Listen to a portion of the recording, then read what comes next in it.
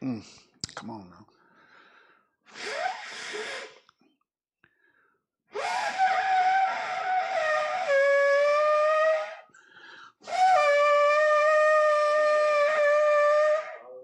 All right, all right.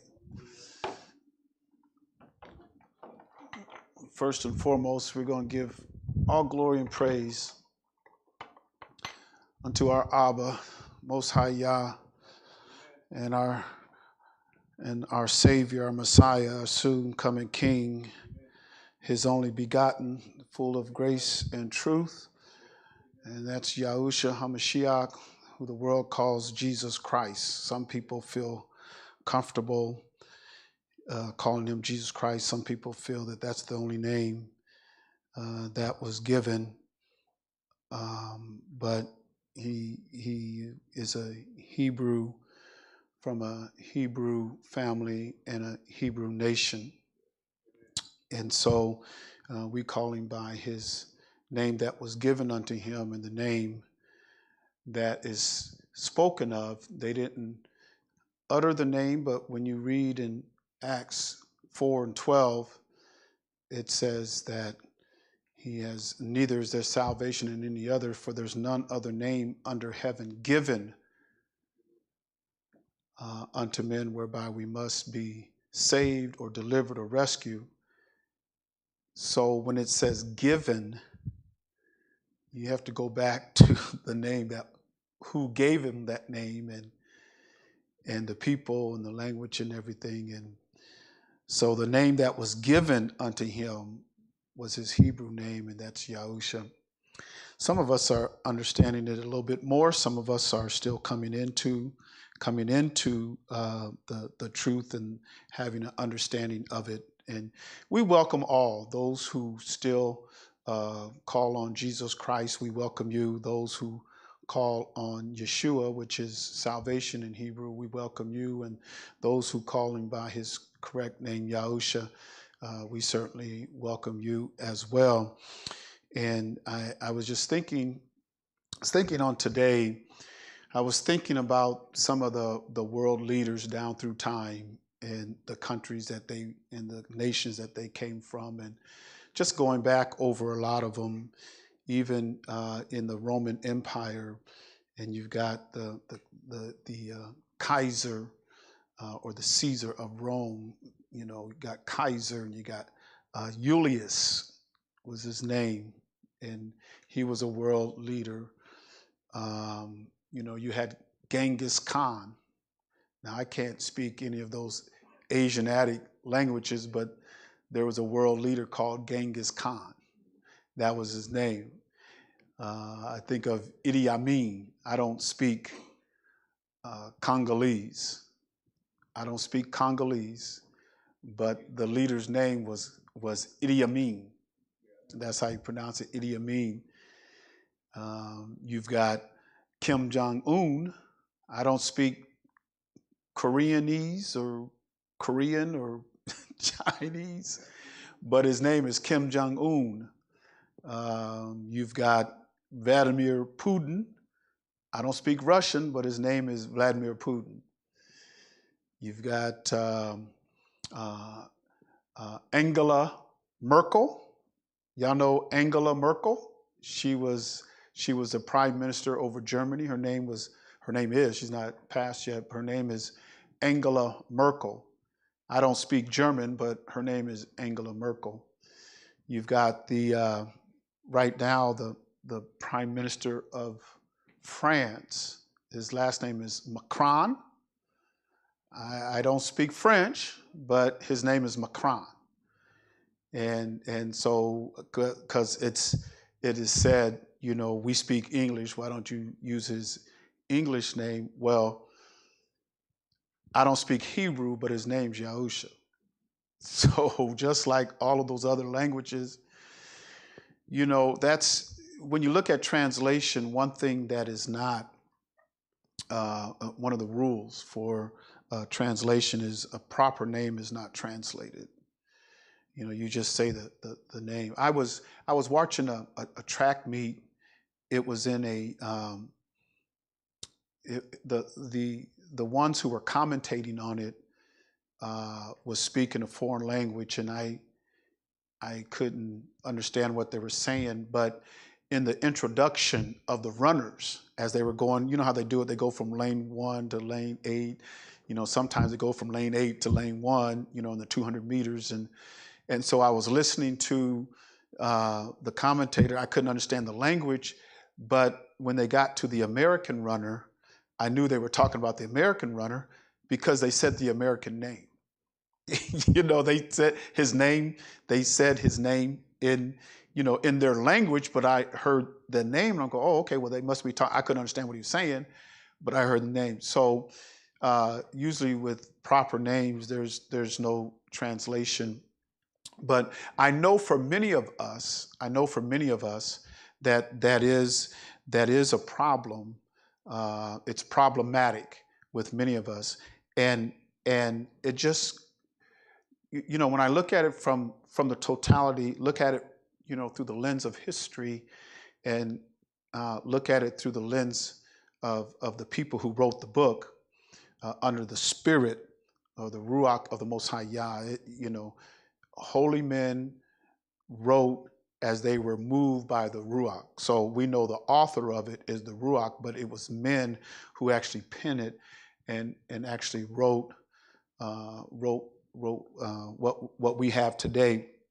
But looking at it through their perspective and their lens, and just kind of pulling back, and that's what those who are under this teaching, those who are joining in, and we certainly welcome those who are in the digital house. Come on in and just go with us on tonight. It'll be a short Bible study, and we pray.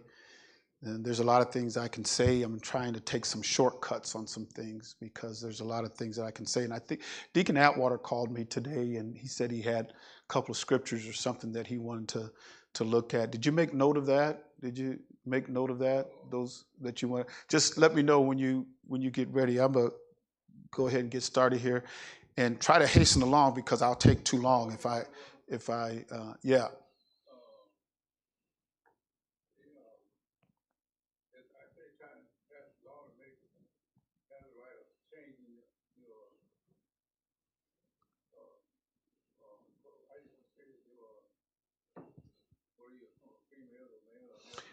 Yeah, they're protecting that society and that group of people in our culture, in this English culture. They're trying to protect the people who want to have sex changes. And yeah, it talks about that in the first chapter of Romans. He talks about the wrath of, yeah, it's the wrath of the Most High because they, yeah, they, and well, many of them he's given over.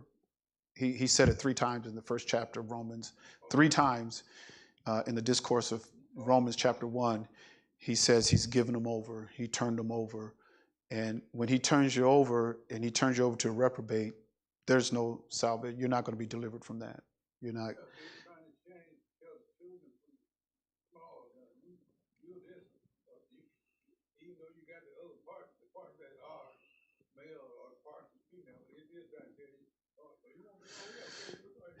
Yeah, and this beast system that we're under, it's getting its power from the dragon, which is the devil, and that's what it says in Revelation. Satan is giving the power to the beast to do all these things, this world system that we're under now. But just kind of stepping back and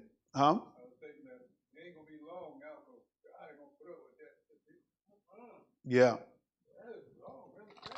Oh, it's wrong, absolutely. There's no right in it at all. But just trying to look at, this book through the lens of the people who wrote it, and not through the lens of the translators. And when you do that, if you do it faithfully and humbly, and you allow the Ruach to minister to you, you got to get out of pride and arrogance. There's one thing about that I've noticed, even from the the religious community that I came from, there's a lot of pride and arrogance. And especially the higher up you go, you get into the ministry, you get a following, you get a church, you get titles.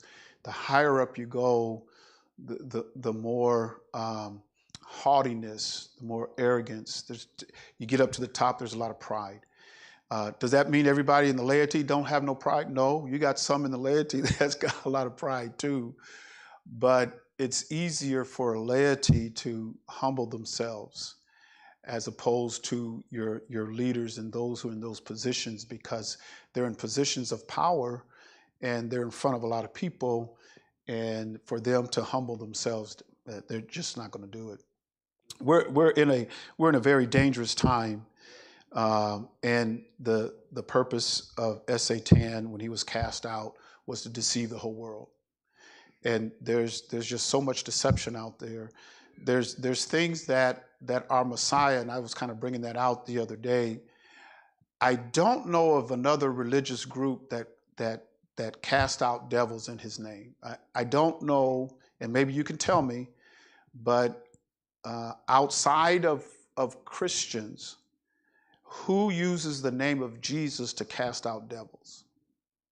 I don't know, because when you look outside of Christians, Islam, they don't believe in him. They don't believe in him. So when he says that they cast out devils in my name, he's not talking about Muslims. He's not talking about Islam. He's not talking about them. Judaizers, those who practice Zionism and Judaism over there in Israel today, and they're scattered, somewhat around the world, but mostly over there in Jerusalem and Israel today, they don't even believe our Messiah came the first time. Many of them don't even believe in the New Testament. They don't believe in the New Testament. They don't believe in our Messiah. They don't believe in Yahushua Mashiach, or who you call Jesus Christ. They'll tell you, they don't, they're expecting their Messiah to come now, and some of them believe that he has come. There's a young man over there now that they believe this could be the Messiah that is prophesied in the scriptures to come. This is how close we are. I mean, this is, I'm sorry.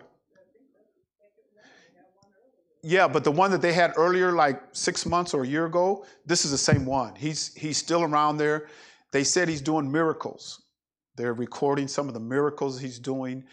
They said from his knowledge of the Torah, of the Talmud, the Torah and the Talmud, and he understands the Talmud well beyond his year, because he's a young man, So they're still looking at him. They're thinking this might be the Messiah that we're looking for. A Messiah might have come. His name is there. I mean, you can even look it up. But they are looking to him as their Messiah, and they're expecting him, because prophecy has it, when the Messiah comes, he's going to restore the kingdom, like the kingdom of Dawood and everything. He's going to restore it back unto Israel, and they're going to rule the world.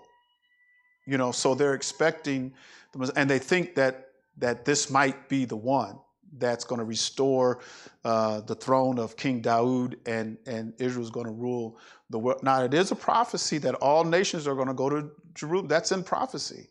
They're going to go to Jerusalem, and they're going to be taught of Jerusalem. They're going to be taught the law of Moses. They're going to be taught about the Most High Yah. The tragedy is a lot of people that call themselves Christians and in the church, they don't believe that. They don't look. I mean,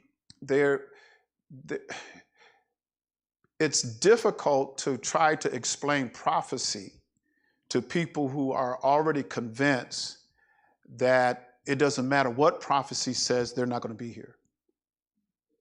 I mean, it's hard to, how do you talk to them about the prophecy of the Messiah coming to set up his throne here and set up the kingdom?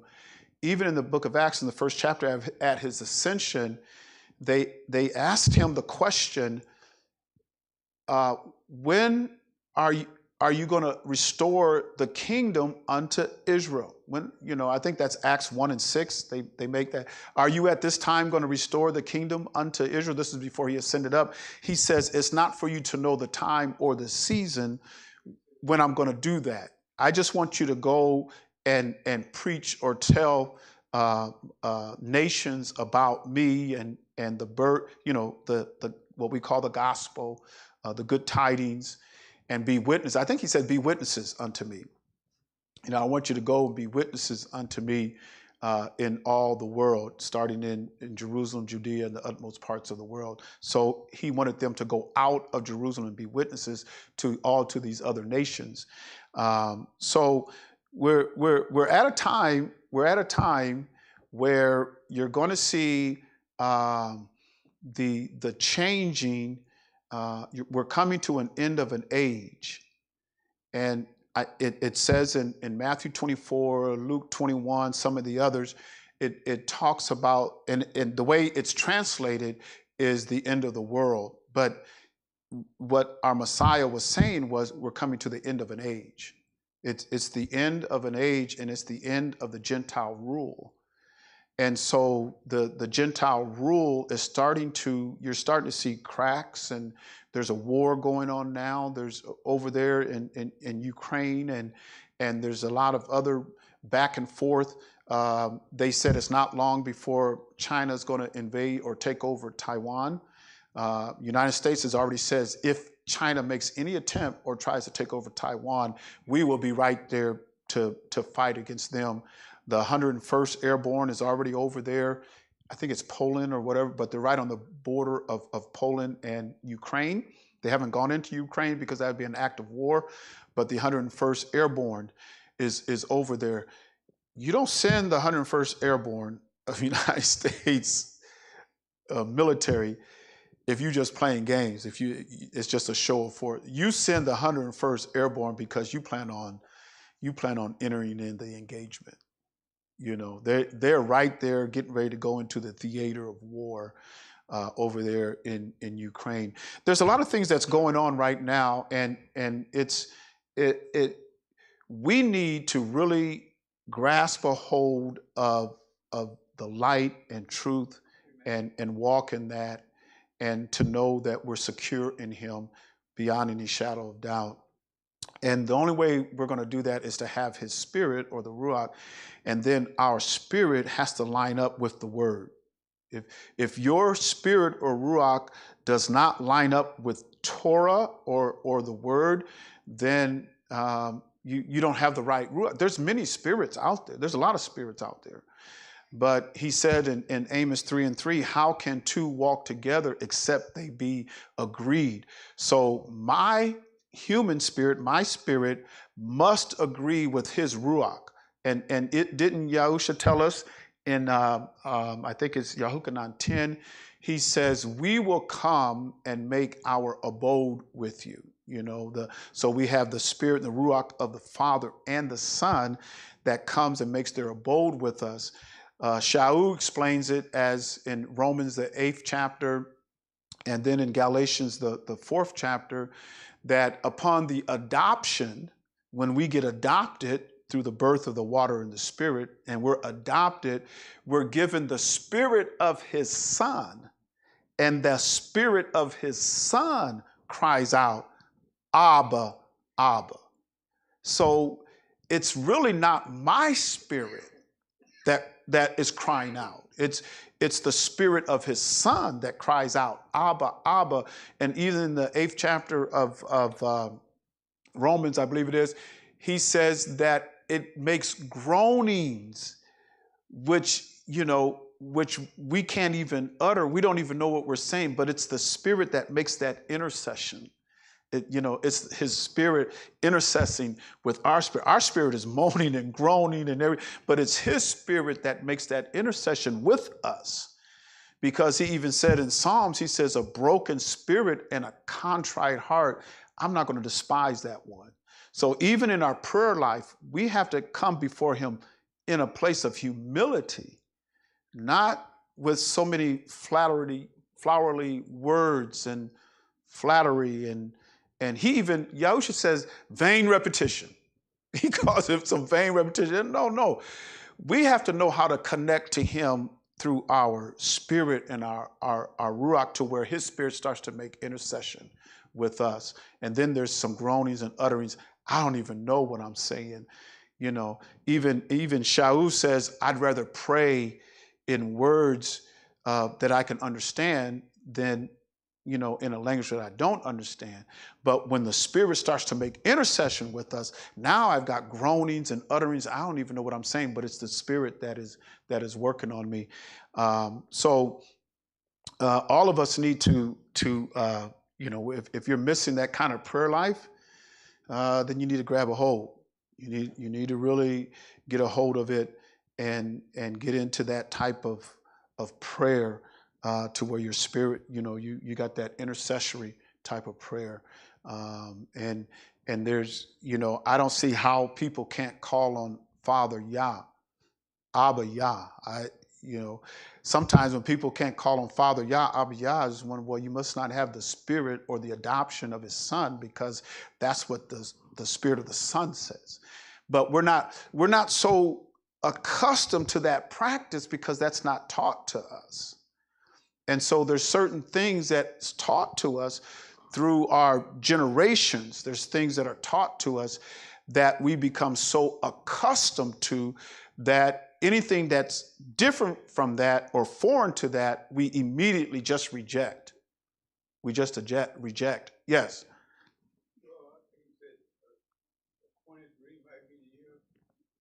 I don't know. Nobody knows the day or the hour. Nobody knows. He says that we should look for the seasons and the signs. That's what we should see. He says that when you can tell what the weather is going to be by looking at the sky. So he says you should be able to see the signs of the time and know that we're at the end.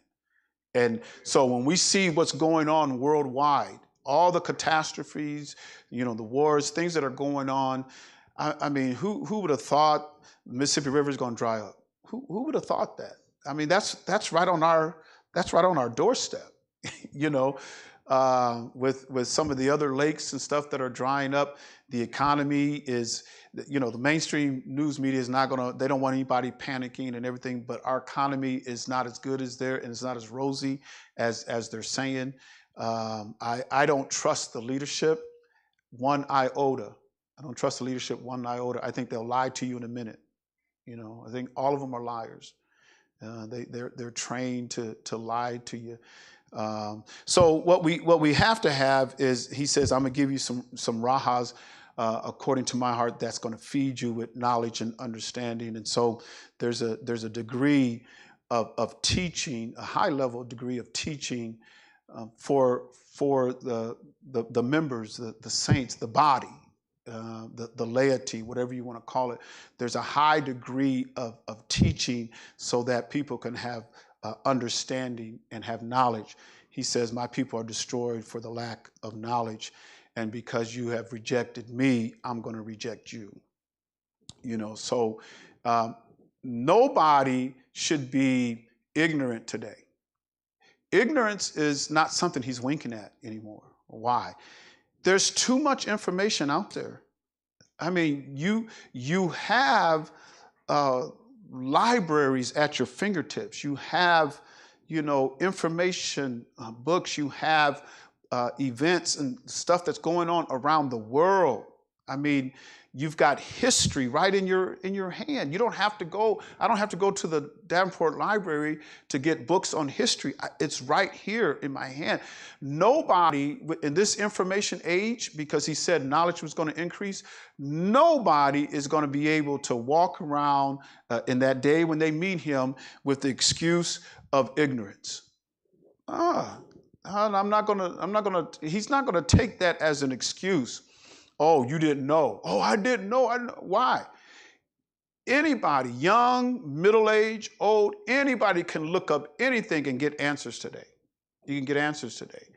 And I think that's why, sometimes in our gatherings and everything, you see a lot of empty seats, is because people can look up and people can come to Bible study even tonight.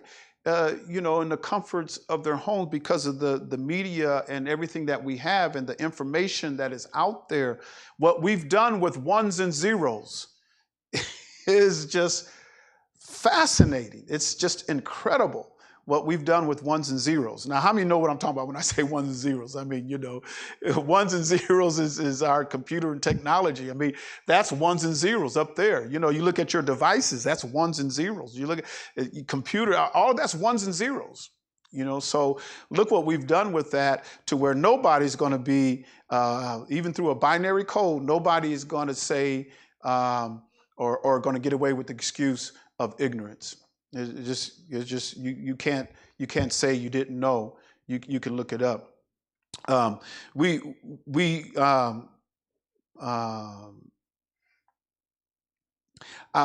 It's something that is really come upon me.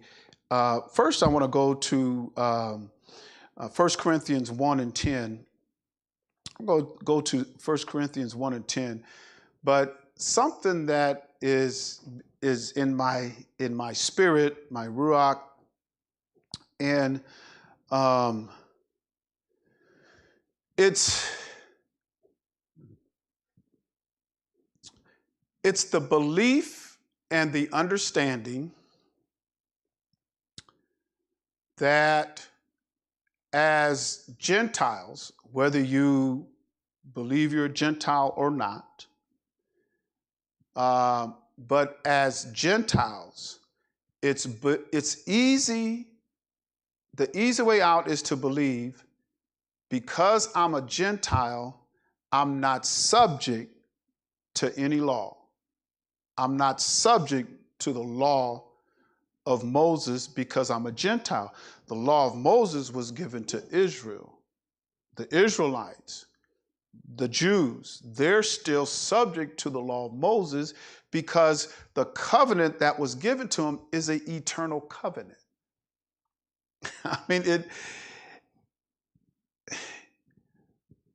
I don't care who's the greatest minister, Christian, theologian, it doesn't matter. Put a name on them, give them a church, give them an organization. I don't care. But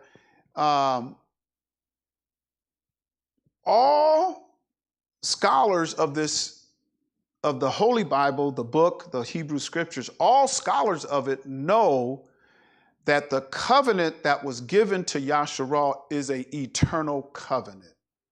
That's 101. I mean, that is, covenant 101. When you try to understand who the Abba is, or the Father, or the Creator, he made a covenant in the days of Noah. Am I correct? That as long as there is a heaven and an earth, seed bearing, harvest, seed planting, the whole seasons, and as long as there is that, when you see that rainbow in the sky, that's a covenant that he made. I will not destroy this earth with water. It's an eternal covenant. As long as that is eternal covenant. When you talk about the Most High Yah and you talk about his covenants, when he makes a covenant with you, it is forever. So all scholars will tell you, well, yeah, that's the Jews. I mean, yeah, you're a Jew. You're still under that covenant. You better, get baptized in his name, get filled with the Holy Ghost, because if you still break that covenant, you're going to hell, because they know it's an eternal covenant. But people who view themselves as Gentiles, they'll tell you, we're not under that covenant. We're not under the law of Moses. Gentiles aren't. The law of Moses was given to Israel. It wasn't given to Gentile nations. So as a Gentile, I'm not under that covenant. As a Gentile, all I have to do is believe and have faith in the Mashiach, the Christ, Jesus Christ, Yahushua Mashiach. All I do is have faith in him, and then be obedient unto him, and then I'll have salvation, eternal life, and everything like that. That's it. And, so that is a easy way out, because, and it's plagued the world. Every Gentile, go anywhere, they'll tell you. Any church, they'll tell you. Any Christian, they'll tell you.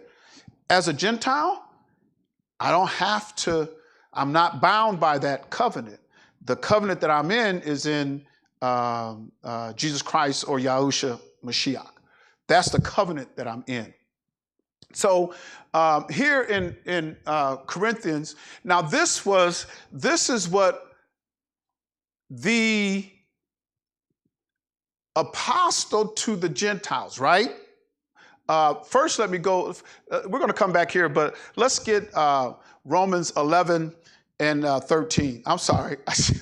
I just want to use this as kind of like an addendum. Just kind of stay with me. He says here, for I speak to you Gentiles, inasmuch as I am the what?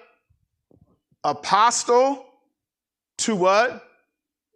To the Gentiles, I magnify mine office. So as an apostle to the Gentiles, he says, I'm speaking to you Gentiles as an apostle to the Gentile. So if you say that you are a Gentile, you are a Gentile. If you believe you are a Gentile, and Shaul is speaking to you, and we're not going to get into this chapter here. It would be great to get in this chapter, because what you would understand is the Gentiles are grafted in to the nation of Israel. Gentiles are grafted in to the nation of Israel. So if you believe you are a Gentile, now just let me drop something else on you. I believe it's in the second chapter of this book, but I had to go there, but second chapter of Romans, he says that those Gentiles who keep the law, they become what? Anybody know? He says, if you keep the law of Moses, you are a Jew. So if you want to say you're Jewish, you just keep the law and you can become a Jew.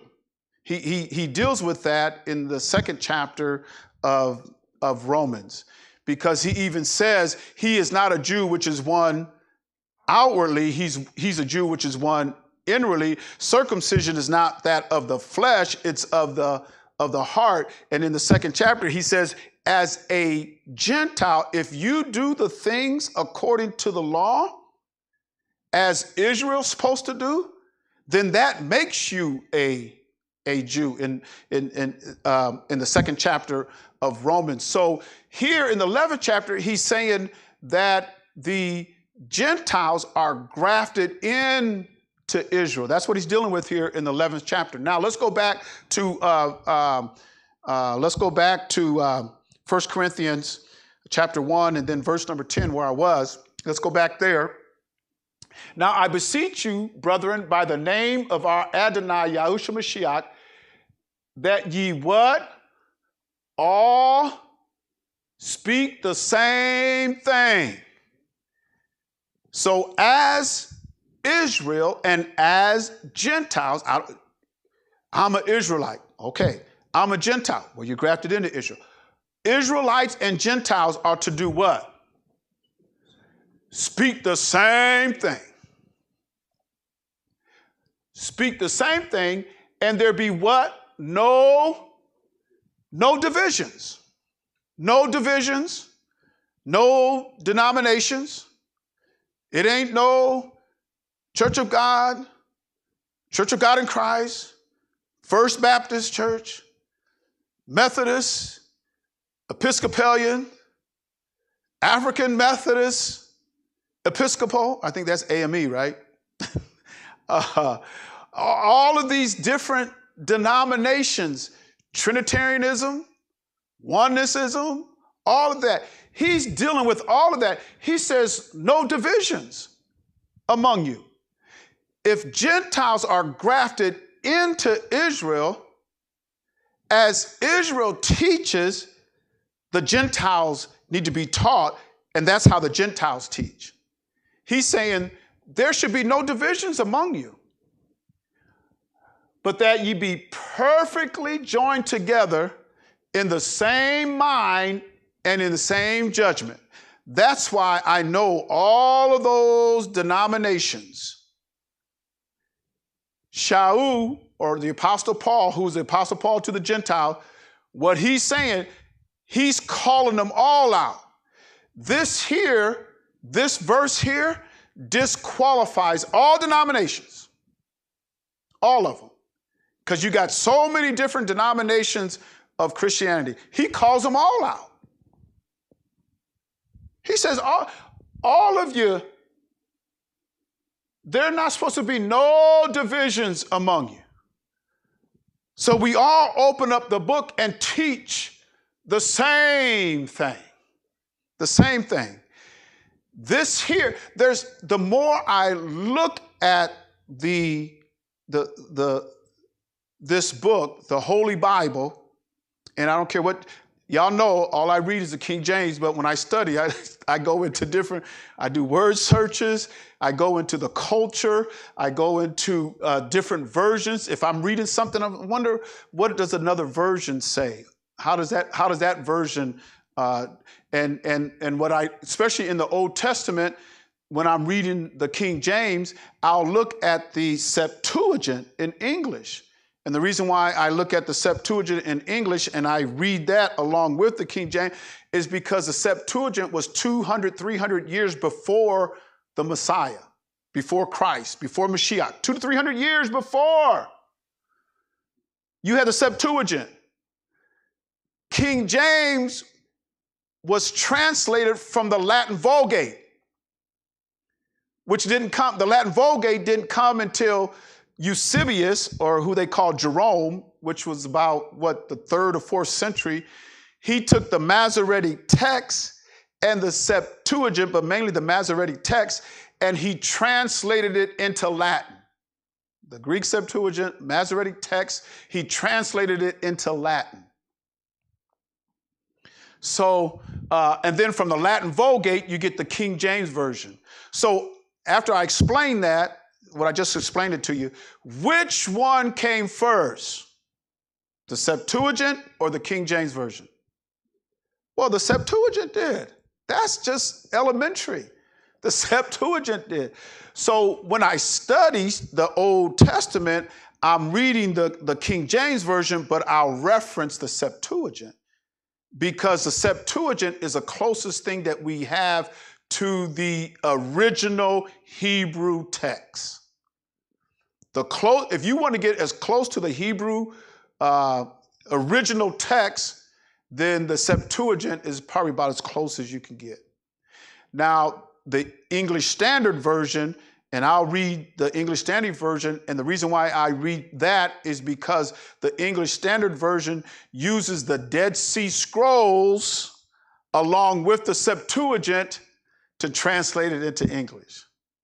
So even though the King James came out in the 17th century, when you look at the Dead Sea Scrolls was there at the time of our Messiah, and some of the scrolls that they have predated our Messiah.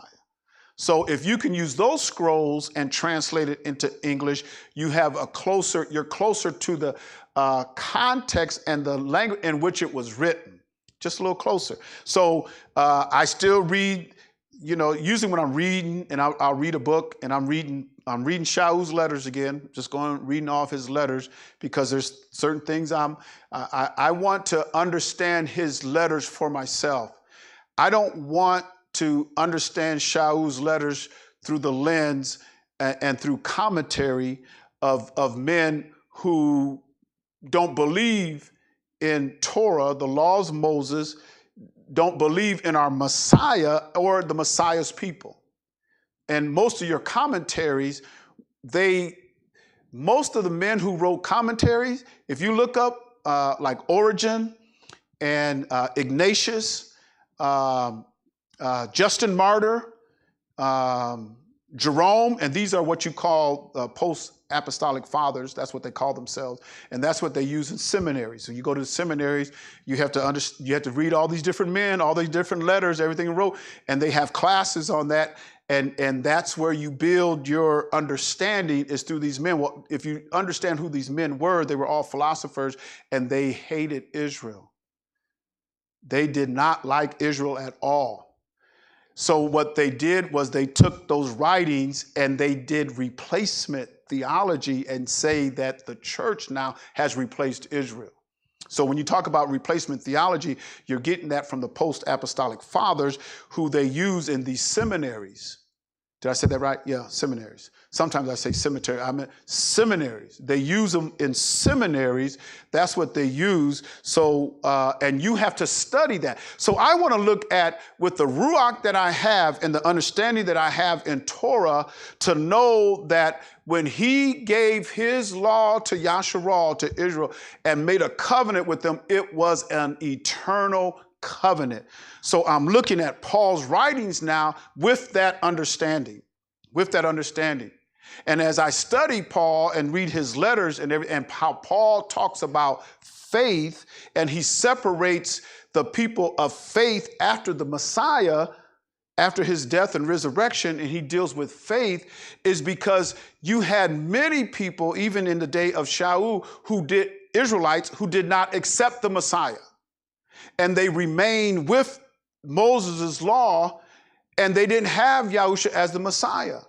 And there was a great conflict with that. So for you to believe that Jesus Christ, Yahusha Mashiach, was born of a woman, made under the law, came to redeem those who were under the law, the only begotten of the Father, full of grace and truth, who lived a life free from sin. They crucified him. He died. He was buried, and he rose again. If you believe in that and follow the teachings of this book, that's the faith that Shaul's talking about. That's the faith that you have to have.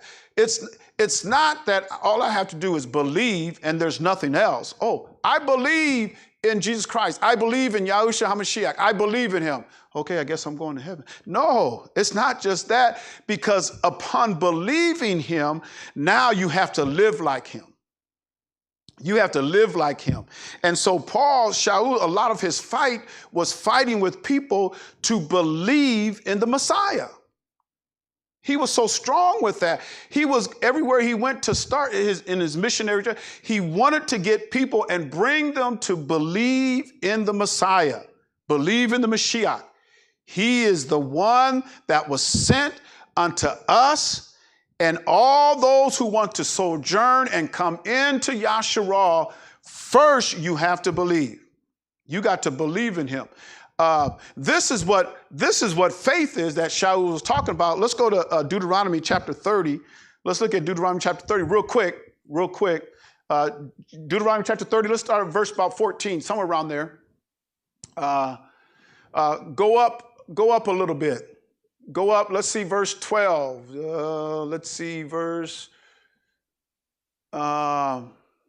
Let's go up to 10. 11. For this commandment which I command thee this day, it is not hidden from thee, neither is it far off. What was the commandments that he's talking about? Because let's look at verse number 10. Verse number 10. If thou shalt hearken unto the voice of Yahuwah thy Elohim to do what? Keep his commandments and his, which are written in this book of the law. And I just kind of touched on statutes in Shabbat. Remember that? We was kind of talking about statutes. You had the commandments, that eternal covenant, and then you had statutes, which were things that lined up with those commandments, where if you kept those statutes, you could keep that commandment. The example, I gave a couple examples, but one of them, the first commandment is, thou shalt not have any idols before me. And then you go on in Exodus 23 and verse 13, he says, I don't even want you to mention any other idols. Don't even let it come out your mouth. If that's how you look, or if that's how you feel, that's how you live and think, then you'll be able to keep that first commandment. If I'm not even going to talk about any other idols, any other pagan gods, I'm not even going to let it come out my mouth. I know if it don't come out my mouth, I know every time I come before him, I ain't going to have none. I don't even want it to come in my mouth. So that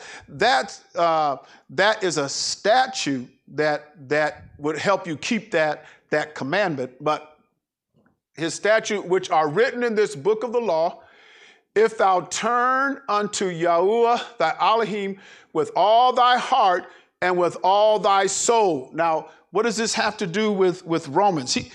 When Shaul talked about in Romans chapter 10, Shaul was talking about this right here. Let's look at verse number 11. For this commandment which I command thee this day, it is not hidden from thee, neither is it far off. He's going to tell you where it's supposed to be.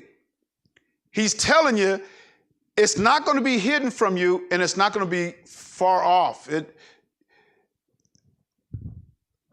is not in heaven that thou shouldest say, who shall go up for us to heaven and bring it unto us that we may hear it and do it? Oh, no. Because you know what that sounds like? Anybody? You know what that sounds like?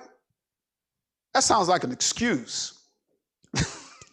That sounds like an excuse to sin. Well, I don't know what I'm supposed to do and what I'm not supposed to do. Who's going to go up to heaven and get that book and bring it down here and read it to us? He says, no, it's not in heaven that thou shouldest say, who's going to go up there? Neither is it beneath the sea that thou shouldest say, who shall go over the sea for us and bring it unto us that we may hear it and do it. Another excuse. He nails it all. But listen to verse number 14. But the word, which is the commandments and the statutes, the word, where is it supposed to be? Nigh unto thee. Where? In thy mouth and in thy heart, that thou mayest do it. Because when we look at Romans chapter 10, when Shaul brings us out in Romans chapter 10, he's not telling the people to forsake Torah, forsake the law. What he's telling the people is you have to understand it and walk in it by what? Faith. Faith. That's the currency I got to have. And that's what they didn't have. Not the whole nation, because you had some in the nation who were walking in faith. But speaking as a nation at whole, they had transgressed the covenant. They had broken the commandments as a nation. But you still had people in the nation who didn't. One of them was Daniel. Daniel kept Torah, kept the law. But have you ever heard the prayer of Daniel in the 9th chapter of Daniel? Have you ever heard that prayer and read that prayer? How he felt about the nation of Israel and how they have fallen and broken the covenant and broken the commandment. He was so broken up. So broken up. Somebody else that was so broken up was Nehemiah. For the nation. For the nation. There's other examples, but you know who else was broken up for the nation of Israel in the New Testament? You know who else was? Jeremiah was one. Yeah, he was broken up and for the whole nation in the New Testament. Shaul was. In a couple of places. In one place he says, I would be a curse to Christ for what? My brethren, according to the flesh, for Israel according to the flesh. He would rather be a curse for the whole nation that they might be right with Christ. And we don't have that today. You don't have people of that caliber anymore. In another place, in I think it's the 10th chapter of Romans, he deals with it again about the nation of Israel as a whole, and we might even get to that, but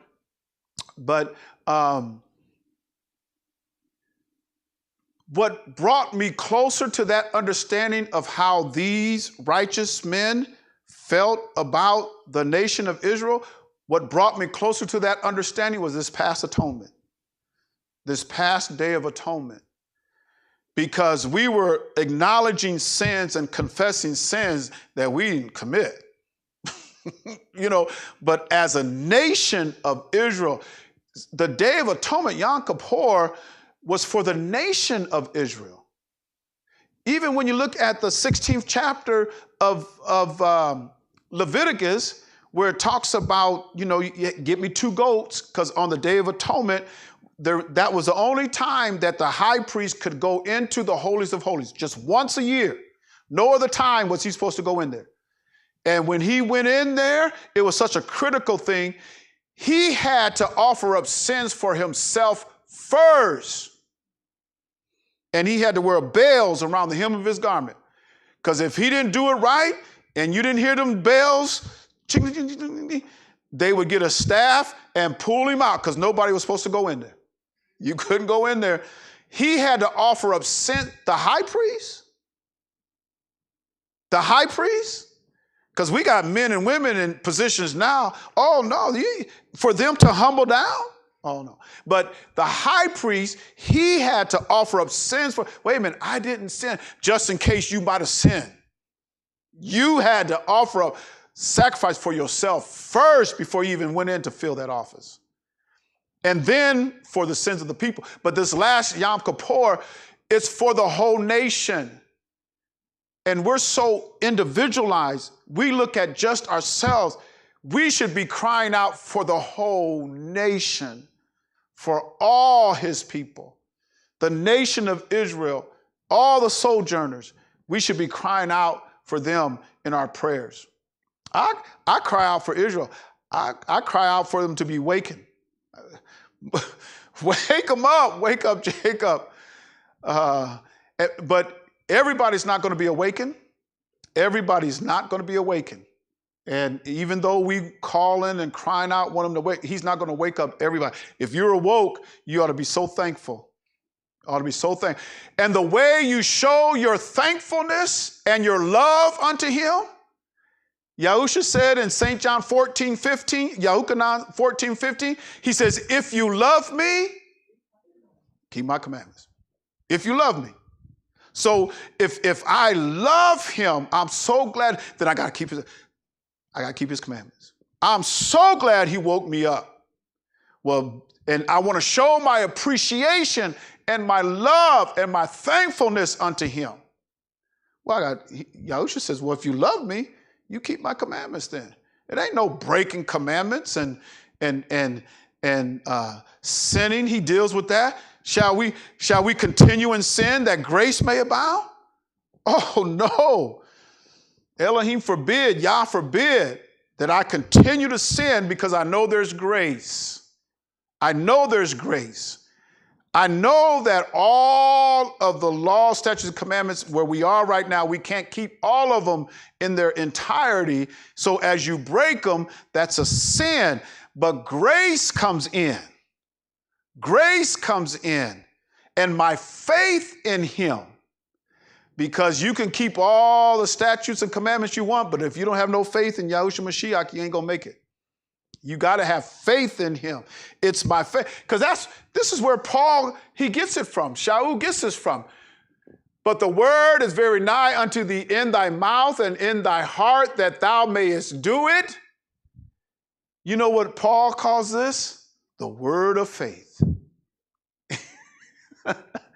He quotes this verbatim, except for, I shouldn't say verbatim, because he says, going down into death to pull him up from death, but here it says into the sea to pull it up from the sea. See, I have set before thee this day life and good, death and evil. So let's look at, we can read this at another time. Romans 10, what is it? 10 and well, let's look at 10 and 1. Because here, Shaul says, brother, my heart's desire and prayer to Elohim for Israel. Notice now, not one person. I'm going to pray for this person. And we should pray for our brothers and sisters. We got, and around here, you know, we're praying. Your prayers should include, you know, Mother Carruthers and Mother Smith and Deacon Klinkner and Sister Klinkner and many of the others. We should include them in our prayer. But one thing that these great men, when you look at the prophets in the Old Testament and even Shaul in the New, who is the apostle to the Gentiles, he said, I magnify my office. Did you think he forgot about Israel? I'm just going to the Gentiles. I love them Gentiles. Forget them Israelites. Did he do that? Oh, no. Oh, no. He says, my heart's desire and prayer to Elohim for Israel is that they might be saved. That they might be saved. The whole nation. I'm praying for the whole nation. He says and we don't have to go there, but I think it's Romans 9, where he says, I would be a curse to Christ for my brethren according to the flesh. That they might, you mean, Shaul, you would miss out for the whole, if the whole nation would be saved? Well, look at Yahushua Mashiach. He didn't know no sin. He didn't do nothing. Do you think he deserved that beating? Do you think he deserved crucifixion? I mean, because before they crucified him, they beat him to a pulp. They said his vision was marred more than any man. He looked worse than Joe Frazier after Muhammad Ali got done with him. He looked worse. He looked worse than Rocky Balboa. Some folks look at Rocky. How could he win a fight? He looked worse than that because it says his visage was marred more than any man. They beat him with their fists and took a cat of nine tails and ripped open his flesh. And them Roman soldiers, it wasn't no 40 save one. That was something in Israel. And even in Israel, they didn't put the cat of nine tails on their whips. The cat of nine tails is that glass or that metal that they would mix in there with that leather that ripped the skin open. They beat him so bad he couldn't carry his cross. He was a bloody mess. Do you think he deserved that? Because he even told his father, he says, Abba, if it be possible, let this cup pass from me. Because he knew what he had to go through. But then he went on and says, nevertheless, not my will. Because his will, man, I love Israel, yeah, but man, you know, having to go through that, having to endure a contradiction of sinners against himself, yes. Seeing that Mashiach said that, do you think Paul was a little overzealous when he made this comment? Because that's something beyond comprehension.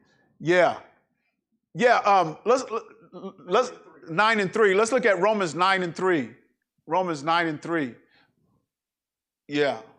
Because this is, man, for I could wish that myself were accursed from Christ for my brethren, my kinsmen according to the flesh, talking about Yasharal, Israel. So, yeah, that's missing out on eternal life. Yeah, being accursed from Christ, you wouldn't have eternal life. He would give up eternal life for his brethren. When you read Daniel's prayer, Daniel didn't commit those sins. He said, Israel, this is what we have done. We did this. We broke your... And when you look at Israel, it was Israel that caused his death. Not one person, it was the whole nation. Because you read Isaiah 53. Isaiah 53 wasn't written to them Romans. It wasn't written to no Gentile. That was written to Israel. He says, for your transgressions, he was bruised. It says he bore the iniquity of us all of Israel, fell on him. Yeah, for Shaul, it says, man, I wish I could be. The reason why he said it is because of the love that he had for Israel. The love that he has for them. And you got some folks, man, we so selfish, we ain't got love for nobody but ourselves. Nobody but ourselves. Oh, I don't care if you make it or not, I'm going to make it. We have no, it ain't like, man, brother, I don't want to lose out, but man, you got to be saved, man. You got to get this. You got to get in this. I'm kind of like Rocky. Man, I don't know if I could say that, man. Every time we go here, Rocky would say, yeah, I hear you, but I don't think I could do that. Oh, no, I ain't missing out on eternal life for nobody. You know, and that's how we feel. Yeah. He know now, I heard somebody, and he was talking about all of the books that are written that the Bible talks about that we don't have. Because in the Bible, it talks about a lot of different books. And one of them is the book of Yasser. They say Jasser, but Yasser, which the Bible talks about, which we don't reference that book. But there's other books and what prophets wrote, even we say Jude, but it's Yehuda, said Enoch prophesied. So I wonder what that prophecy was. What was the prophecy of Enoch? He gives us one line, but I know Enoch wrote more than one line. I know he wrote more than one line. We don't. In fact, some scholars, believe that what we learn from Genesis, that we give credit to Moses, to Musha, they actually, some of those was the writings of Enoch, because Enoch was the seventh from Adam. So Adam, you look at Adam and how long did Adam live? 900 some years. He was the seventh generation from Adam.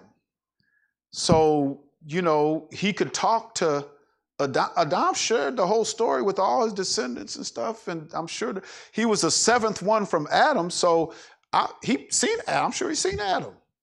His great grandfather, something like that. He was a seventh from Adam. So a lot of what Moses was writing that he shares with us, he gets the credit for it, but they said those books were carried. And because there was things that was written before the flood, and then you have things that was written after the flood, and Moses didn't come around until, well after 215 some years after Abraham, when he made the covenant with Abraham. 215 years later, or actually longer than that, probably about 300 some years later, here comes Moses on the scene. So these men, there's some things that they probably had understood and knew and read books that we're not privy to.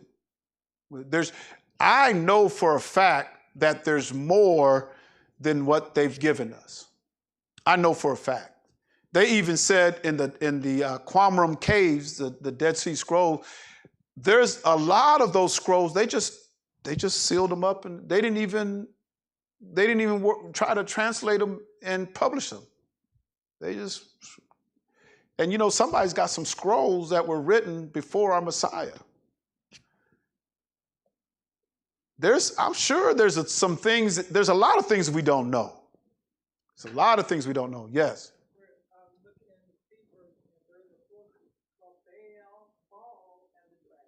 Baal and the dragon. Mm-hmm. Mm-hmm. There's people who wrote. We have the prophets that wrote. Balaam or Baalim. He was Balaam. We call him Balaam, but it's Baalim. He was sent to curse Yasharal, but he met the Most High Yah. The Most High Yah said, "You ain't cursing my people. You're going to bless them." You're going to bless them. And that heathen king got upset. I I'm paying you good money. I'll even raise it. I'll give you more. But you go and curse them. He says, I can only say what the Most High Yah tells me to say. But Baal and the dragon, now Baal was a Phoenician, El, and the Phoenicians were from the Canaanites. And some of those, I got a book back there, Archaeology in the Old Testament, and it goes into some of the Els or the gods that these Gentile nations had around Israel. Because Israel's right in the middle of all these different nations. And they all had their gods. And that was detrimental to Israel because Israel played the harlot. They played the harlot against the Most High Yah. He says, I'm tired of y'all. I'm cutting you off. I'm divorcing, giving you a bill of divorcement. You played the whore on me. Because how did they play the whore? Well, they went to these other nations and worshiped their gods. And in his eyes, that's playing the whore. So anytime you start to get into paganism and pagan practices, it's like Israel playing the whore all over again. And there's a pagan holiday coming up. It's pagan. It's outright pagan. And Christianity, they are all up into these pagan gods. It's pagan. I don't care. You can dress it up. You can change it. You can call it trick or treat. You can call it trunk and treat. I don't care what you call it. It's pagan. It's pagan. And that's what got Israel cut off from the Most High Yah. He said, you played the whore on me. I'm done with you. He told, we call him Hosea, but his name actually is Husha. He told Husha, I want you to go and marry a whore. Now, this was a prophet. And to be a prophet, I'm sure he had the utmost character. He was a prophet of the Most High Yah. These were men of favor. Everybody couldn't be a prophet where you'd hear his audible voice and he wrote, because it says, holy men of God moved. Isn't that what Kepha said? Holy men moved or spake as they were moved by the Ruach or the Most High Yah. So, but he says these holy men, so, they were set apart for that. But he told Husha, he said, go marry that whore. A whore? I'm a man of Yah. I'm holy. You want me to marry somebody that other men have had? Yeah. Because he says, I want you, through you and what you're doing, I want Israel to know you played the whore on me. So Husha represented the Most High Yah, and the woman that he married represented Yasharah because she was a harlot. And I mean, there's a lot of things he put his prophets through now. Isaiah had to strip down and lay on one side, get up on the hill over Jerusalem and lay on one side, naked. I mean, someone was like, oh, man, I don't know if I can do it. He told Ezekiel, Yakazakal, he says, I want you to eat human dung.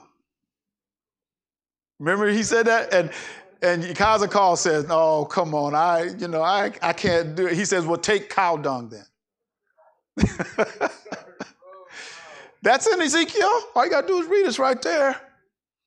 And Ezekiel told him, I can't do it. I can't. I'm not going to eat human dung. I can't. I just can't. He said, well, take some cow dung then. But they had to be a witness between. That's how he felt about his people. And then we just flagrantly still go out and do pagan holidays. Because Christianity tells us it's okay. Christianity tells us we're Gentiles and you can do all that and still be saved, go to heaven. That's what Christianity says. That's not what this book says. That's what Christianity says. A lot of folks are going to wake up, but when they wake up, it's going to be too late. It's going to be too late. Romans 10, let's look at 10, and I want to go down to, let's look at verse, let's see, Romans, go ahead, 10:1. Let's just do there, let's start there. I mean, a lot of this stuff we get messed up anyway. But even this here, those scholars, the translators and the commentaries got this wrong because the goal of the law is the Mashiach. So when you look at the law of Moses, when you look at that law and those statutes and everything, the goal is to get you like the Mashiach.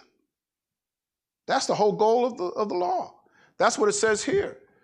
For the Mashiach is the goal of the law for right. If you want to know how to fulfill all righteousness, then you have to know, if I'm following Christ, if I'm following the Mashiach, I'm following the law for righteousness to everyone but you got to believe it. You got to believe it. I want to go down in this same chapter here. I want to go down to, and I know a lot of people say, that says the end. But look at what that end is, that word end is, and it's telos. Should we look at that? In Romans 10 and 4, look at that word end, it's telos. Yeah, scroll up. Down here. No, you're in verse number 1. We got to get to verse number 4. There you go. G56 is telos. Telos. And to set out for a definite point. So what he's saying is the Mashiach is set out for a definite point or goal. So the Mashiach is the goal of the law. So when I look at Mashiach, I should see the fullness of the law in him, righteousness of the law in him, right? So then let's go to Romans 8:29. Romans 8:29. And then let's look at that. For whom he did foreknow, he also did predestinate to be conformed what? So if I'm conformed to the image of his son, and his son is the goal of Torah, or the goal of the law, how am I going to just get rid of the law and be free of the law? I'm free of the law. I don't have no law. I'm not under no law. Those Israelites are under the law. As a Gentile, I ain't under no law. But if you look at the Mashiach and you are conformed to the image of his son, then you should be reflecting the Mashiach your whole life. And if my life is reflecting the Mashiach, then I'm keeping Torah. I'm keeping law because my life is reflecting it. For whom he did foreknow. Romans 11, and let's start at verse number 1. For whom he did foreknow. Romans 11 and 1. For whom he did foreknow. I say then, hath Elohim cast away his people? Elohim forbid, for I also am an Israelite of the seed of Abraham, the tribe of Benjamin. Elohim have not cast away his people, which he what? So when you look at Romans 8:29, for whom for them that he foreknew, for whom he foreknows, the ones that he foreknew, like it says in Romans 8:29, right? For whom he foreknow them, what did he do with them? He predestinated them. He determined a number. When you look at that predestination, he determined a number. A certain number is what that predestination is. Of who? The ones he foreknew. And who did he foreknow? His firstborn? Firstborn. Where do you get that from? Huh?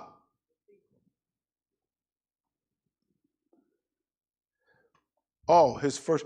Okay, Cephas is pulling from Exodus, where he says, "Thou art my son. This day I've begotten thee," or my firstborn, which was Israel. He's pulling that out of Exodus, where he says, "Israel is my firstborn," and those are the ones that he foreknew. So the ones that he foreknew, he predetermined. So there's a number of Israelites that he's predetermined that he's putting in the image of his son, which means not all Israel's going to make it. Not all Israel going to make it. But you got some Israelites who say, oh, no, I'm a Gentile, because they think that's an escape. You got some Israelites. Now, you know you're Israel. You know those people that came over on the transatlantic slave trade. You know that was Israel. Those were what we call today Jews. They were on that transatlantic slave trade. You do know that. Yeah, no, I don't know. Even if I know it, I'm still a Gentile, because that's an easy way out. Because as a Gentile, you think, well, I'm not subject to no law. That's them Israelites. That's the ones over there. They're still under that covenant. That's why Israelites have to have faith in the Messiah. And that's what Shaul had to do. You got to have faith in him by having faith in Yahushua Mashiach. I'm still going to keep Torah, but my faith is in him because he's the one that's going to lift me and get me out of here. And through his grace, he's protected me from the judgment that's coming on this land. Romans, I want to get back to Romans 10. I'm going to finish up there where it talks, where he quotes from Deuteronomy 30. Romans 10 and 8. Let's get Romans 10 and 8. But what saith it? The word is not. So let's look at verse 6. Let's go up to verse number 6. But the righteousness which is of what? Speaketh on this wise. Say not in thine heart, who shall ascend into heaven? That is to bring Christ down, bring the Mashiach down. He's quoting from Deuteronomy 30. He's quoting from Deuteronomy. Or who shall descend into the deep? That is to bring up Mashiach again from the dead. And in Deuteronomy 30, he talks about the depth of the sea. You don't have to go down there. So what's the righteousness which is of faith? What is it? But what saith it? The word is nigh thee, in thy mouth and in thy heart. That is the word of faith which we preach. Uh-oh. Did y'all see that? What is he saying now? But what saith it? The word is nigh thee, even in thy mouth and in thine heart. What's this word? Remember in Deuteronomy, where he's quoting this from? The word was what? His law. He says, my commandments, my statutes. That's my word. So he's saying here, the word is nigh thee, in thy mouth and in thy heart. That is the word of faith which we preach. So when you preach the word, and the word is the commandments and statute, you got to have faith. Because if you don't have faith, then you've missed it. The word of faith which we preach. Because this word that he's talking about, you know, let's go back to Deuteronomy 30 and 14. Let's look at that. Real quick. We're done. Deuteronomy 30 and 14. Let's go up to 12.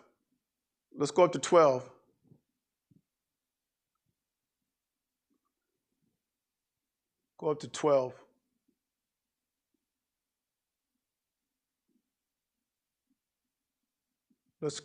Go to 12.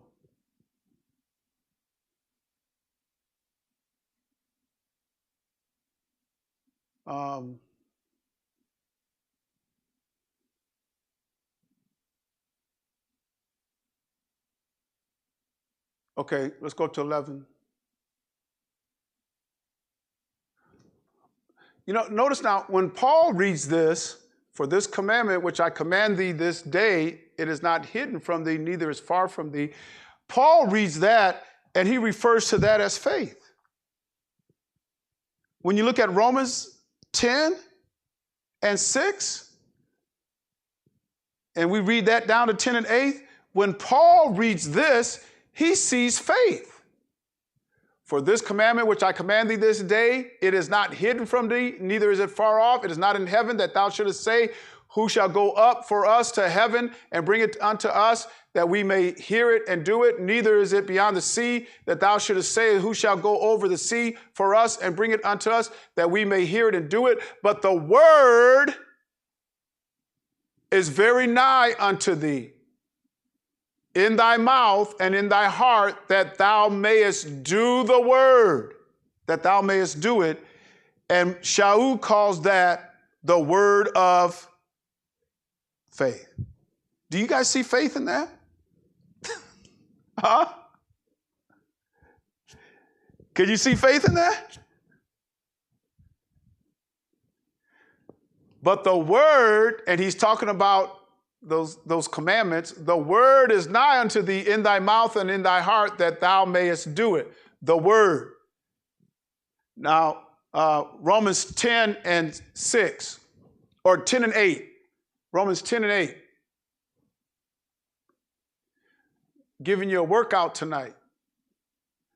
But what saith it? The word is nigh thee, in thy mouth and in thy heart. That is the word of faith which we preach. So now he's getting into the faith part of it. He takes what Moses said in Deuteronomy 30 as far as the commandments and that covenant that was made with them, because he gave them commandments and statutes. He wrote the book of the law. He says that word, it ain't going to be far from you. You ain't got to go up to heaven. You ain't got to go to the sea. It's right there. It needs to be in your mouth and in your heart. In order to get it in your mouth and in your heart, it's going to take this. It's going to take faith. Because he says, I can do all things through the Mashiach, which strengthens me. I can do all things. Now, do y'all believe that? Do you believe Paul's writings? Why do he use the term faith? People want people.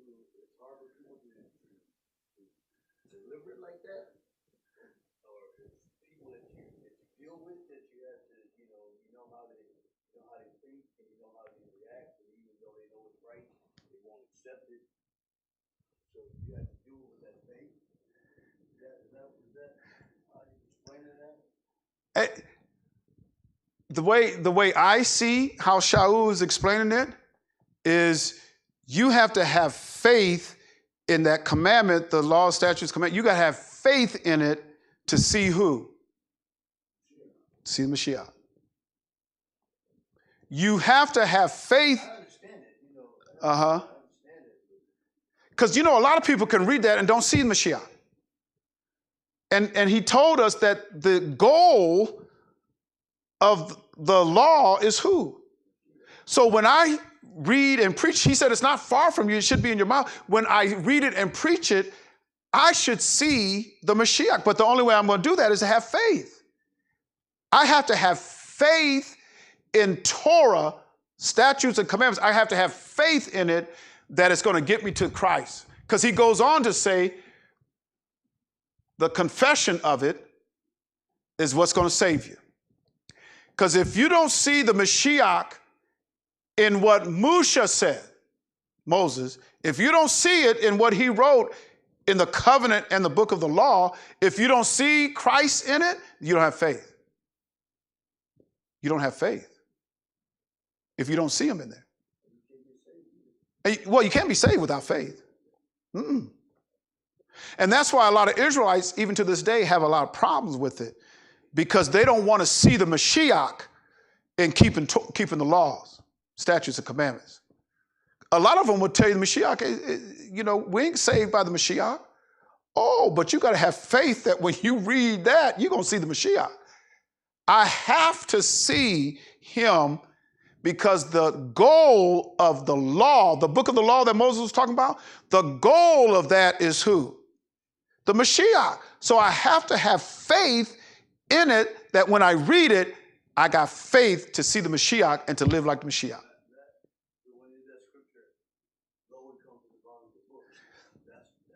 The whole, yeah. Lo, I come in the volume of the book. It's what?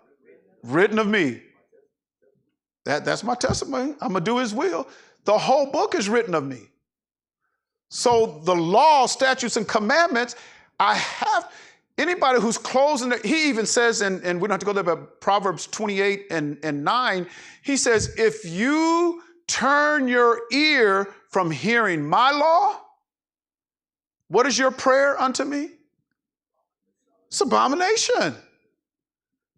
You gonna turn your ear from hearing my law, and then you want me to hear your words, but you don't want to hear my words. He's already spoken to us. And so people tell you, you ain't on there, you ain't got to do it. That Christianity, that's dangerous. That's dangerous. You must have faith. You must read Torah and see the Mashiach and be conformed to it. Now notice he says, I only got a certain number, because he says predestinate. I've got a certain number of those who I foreknew, which was Israel, my firstborn. I only have a certain number that's going to be conformed to my son. Not everybody, but I've got a number. I've got some that's going to be a number. I predestinated it.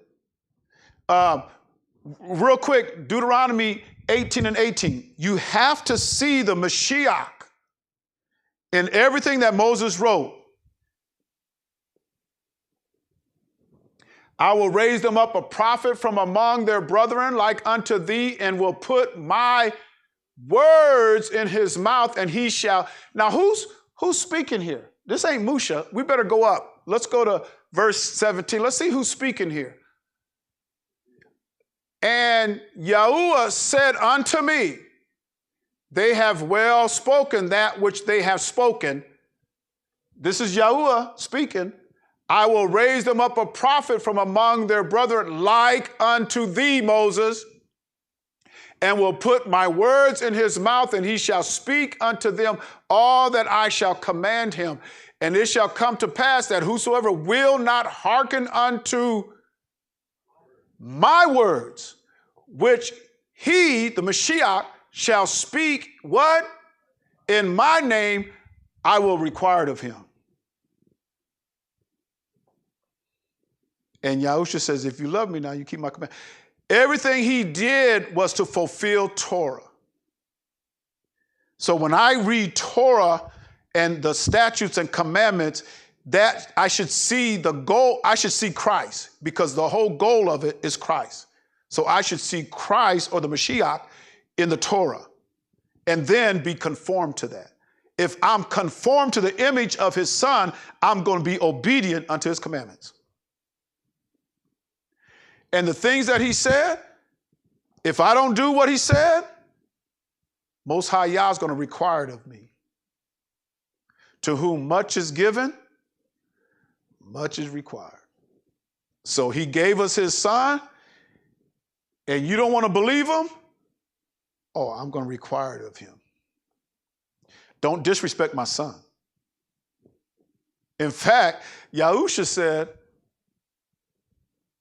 I am the way, the truth, and the life. No man or no woman can come unto Abba but by me. And you can't separate the Mashiach from Torah or the law, statutes, commandment. You can't do it. But if I understand it and I see it, which I will with faith, every time I read it, I see the Mashiach. I got faith to believe that that's him that I'm talking about. It takes faith. Okay. Questions, comments?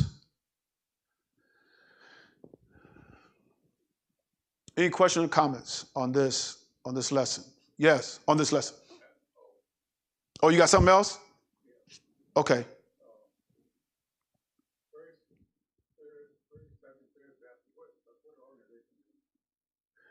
They're of the Baptist faith. Well, all of them come under the what puts you under the Roman Catholicism and the construct, the Roman Catholic construct of Christianity. What puts you under that? There's a number of things that put you under that. One of them is the church has replaced Israel. That comes from the Roman Catholic Church. So any of these denominations that believe that the church replaced Israel, you get that from the Roman construct of Christianity. Worshiping on the first day of the week, they started that. All throughout the book of Acts, they did not worship on the first day of the week. Now, they'll try to take you to Acts 20 and verse 6 or 7, where it says Shaul got up on the first day of the week. But if you look at that and you go and read the verses before that, in his traveling and everything, he got up on the first Shabbat and began to teach. They like to say that's the first day of the week, but in the Greek it says on the first Shabbat. And it makes more sense when you read the preceding verses and how they traveled and what was going on at that time. And then on that first Shabbat, he got up and started to teach. So there's no place in Acts except for what? What's the only place in Acts where they were there on the first day?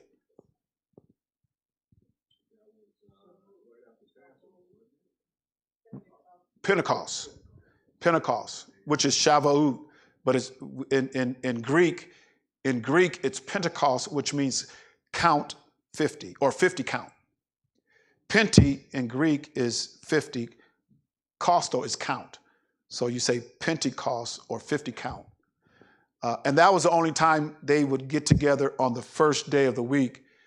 So if you keep Torah, the only time you come to worship on the first day of the week, to offer up a worship service, is on the Shavuot or Pentecost. Now, they were found daily in the temple because they would go daily in the temple for what? Prayer. Daily. I don't care what day of the week it was. Daily they were in the temple in prayer. Now, Yahusha, when he was in town and when he was in Jerusalem, how often did he teach in the temple? He taught daily. He would be there on the Shabbat, but he was there daily in the temple. It says daily in the temple he was there teaching. Because the Mashiach was in town. Now, he wasn't always in Jerusalem, but when Mashiach was in town, he was found in the temple. Huh?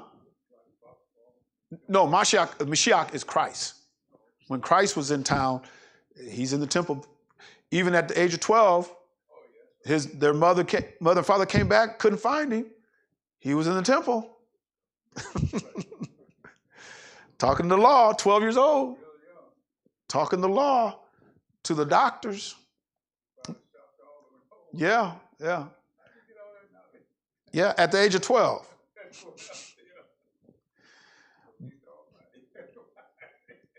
And they said this man they got over there now, now I heard that his depth of knowledge of the Talmud is what's making them believe that he is the Messiah.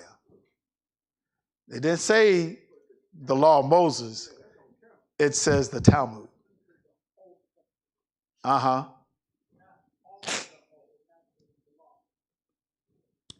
Well, the Talmud was the oral teaching of Moses' law. You still had other books and stuff that talked about the history and things like that, but And in the Talmud, they would bring up things of the history. They would bring up things of the kings and examples, but it was the teaching. The Talmud mainly was the teaching of Moses' law. It was the oral teaching of Moses' law. Yeah, yeah, yeah, yeah. Which the Talmud is what Jeremiah 8:8 was talking about. That's dealing with the Talmud. It's not dealing with Moses' law or even you had people who wrote, you had prophets after Jeremiah who wrote.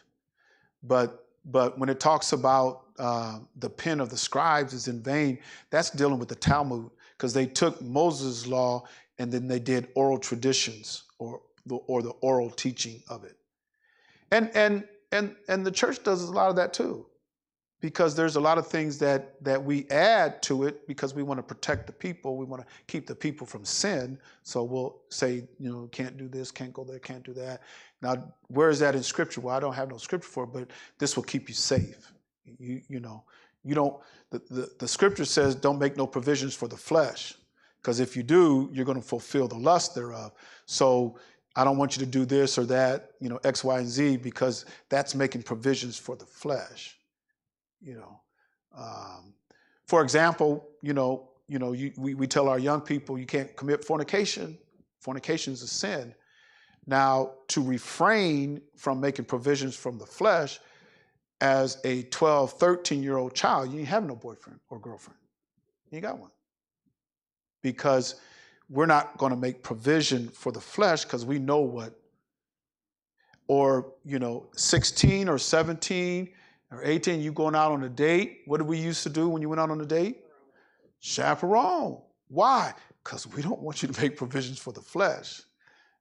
So even though, the law, the book teaches thou shalt not commit, there's no fornication. You're not supposed to be committing fornication. To prevent you from committing fornication, we're going to have, that's just a standard of this assembly. You're going to have a chaperone when you go out. Now, we used to teach that. We got away from it. And when we got away from teaching it, what happened? Well, you had a lot of teenage pregnancy. You had a lot of teenage pregnancy. You had people, getting pregnant before marriage. You had all kind of stuff happen.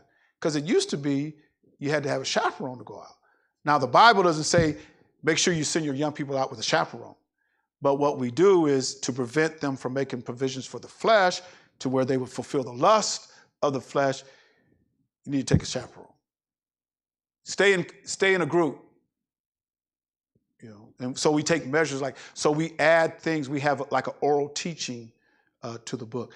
And some of it's good. I mean, if it keeps you from sinning, well, then it's good, ain't it?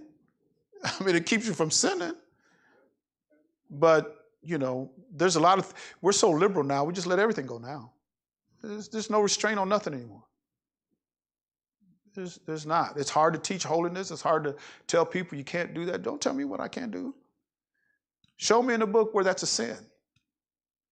That's what a lot of people say sometimes. So when you look at the Talmud is the oral teaching of Moses' law. But they went too far with it to where Yahusha says, through your traditions, you made the word of Elohim without what? You made my word without effect, because you didn't put, all you got is traditions. And your traditions has become a religion to where the word of my Father is without effect now. So we have to be careful. We can't have so many traditions that the word is of none effect. If that makes sense. That makes sense to everybody? Okay. All right. Anything else? Anybody got anything else out there?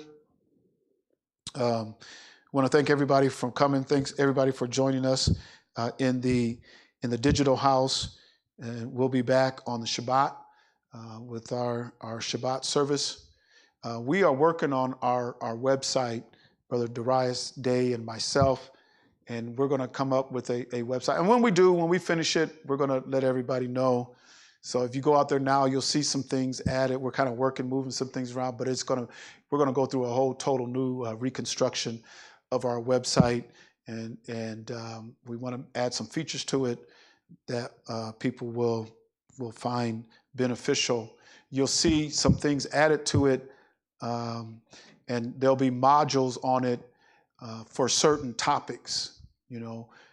For example, you might see a module on it on the Sabbath, keeping the Sabbath. And it won't be real long. Or you might see a module on the covenant. And it just won't be. So you can just kind of get some bits and pieces and things like that.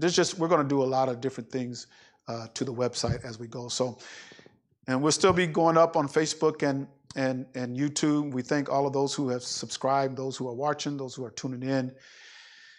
And we'll be back on the Shabbat. We'll be back here. And let's pray for one another, keep one another up in prayer. And we're going to say shalom, good night, shalom, grace and peace, shalom to everybody, to all sojourners, to all Israel, all sojourners, those who are a part of Israel, all the kings and queens, the Hebrews, Shebrews, the ox and the coatees, all of our brothers and sisters, all of our sons and daughters, every family. We're going to say shalom to you, and we'll be back here on the Shabbat.